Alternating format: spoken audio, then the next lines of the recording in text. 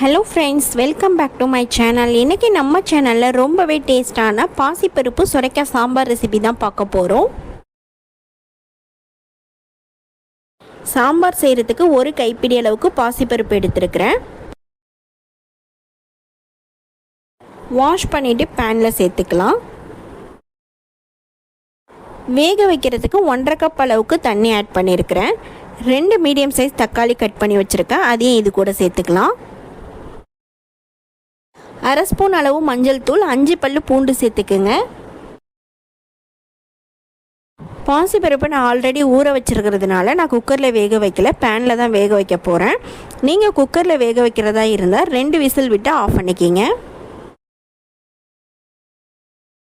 பாசிப்பருப்பில் சுரைக்காய் சேர்த்து செய்கிறதுனால சாம்பார் ரொம்பவே டேஸ்ட்டாக இருக்கும், எல்லாருமே விரும்பி சாப்பிடுவாங்க. பருப்பு வேகிறதுக்கு 5 மினிட்ஸ் வரைக்கும் லோ ஃப்ளேமில் மூடி போட்டு வேக வச்சுக்கலாம். சுரைக்காவை மீடியம் சைஸாக கட் பண்ணி எடுத்துருக்கிறேன். சுரைக்காயில் நிறைய சத்துக்கள் இருக்குது, நம்ம வீக்லி ஒன்ஸாவது கண்டிப்பாக சாப்பிடணும்.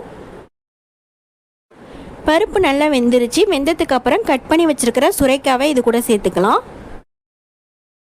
சுரைக்காய் கூடவே ஒரு பச்சை மிளகாய் சேர்த்துருக்கிறேன் கீறிட்டு.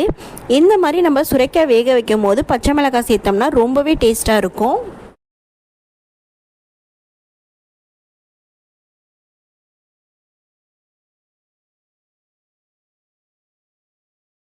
சுரைக்காய் வேகும் போது தண்ணி விடும், அதனால நான் தண்ணி எதுவுமே சேர்க்கலை. பருப்பு வேக வச்சா அதே தண்ணியில் தான் நான் சுரைக்காவை வேக வைக்க போகிறேன்.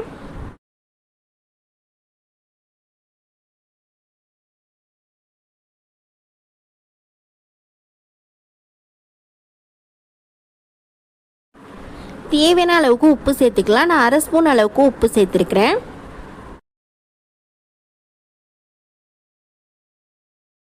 சுரைக்காய் சேர்த்து ஒரு கொதி வந்ததுக்கு அப்புறம் நம்ம இதில் மசாலா சேர்த்துக்கலாம். 1 ஸ்பூன் அளவுக்கு வீட்டில் அரைச்ச சாம்பார் பொடி சேர்த்துருக்கிறேன்.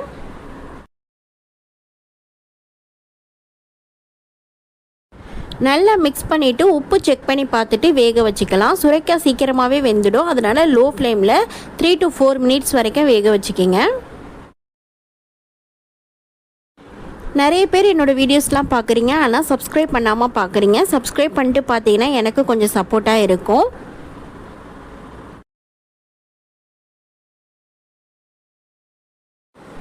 அடுத்த பேனில் 2 ஸ்பூன் அளவுக்கு ஆயில் ஆட் பண்ணியிருக்கிறேன். ஆயில் நல்லா ஹீட் ஆகணும். ஹீட் ஆகினதுக்கு அப்புறம் 1/2 ஸ்பூன் அளவுக்கு கடுகு சேர்த்துக்கலாம்.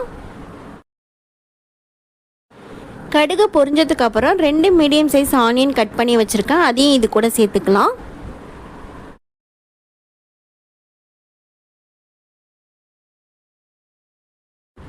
ஒரு கொத்து அளவுக்கு கருவேப்பிலை ஆட் பண்ணிக்கலாம்.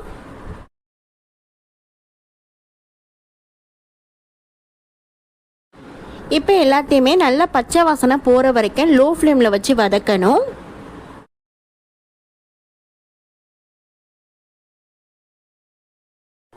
ஆனியன் நல்லா வதங்கினதுக்கு அப்புறம் 1 ஸ்பூன் அளவுக்கு மிளகாய்த்தூள் ஆட் பண்ணியிருக்கிறேன். உங்களுக்கு காரம் எந்த அளவு வேணுமோ அதுக்கு தகுந்த மாதிரி நீங்கள் மிளகாய்த்தூள் சேர்த்துக்கோங்க.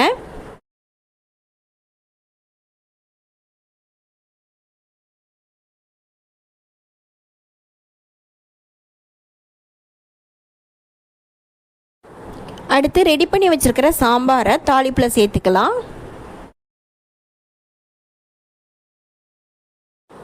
தாளிப்பில் சேர்த்ததுக்கப்புறம் நல்லா மிக்ஸ் பண்ணணும். மிக்ஸ் பண்ணி ஒரு 2 to 3 நிமிஷம் வரைக்கும் கொதிக்க விடணும். இந்த சாம்பார் நம்ம சாதத்து கூட மட்டும் இல்லாமல் இட்லி தோசைக்கு கூட வச்சு சாப்பிட்லாம், ரொம்பவே டேஸ்ட்டாக இருக்கும்.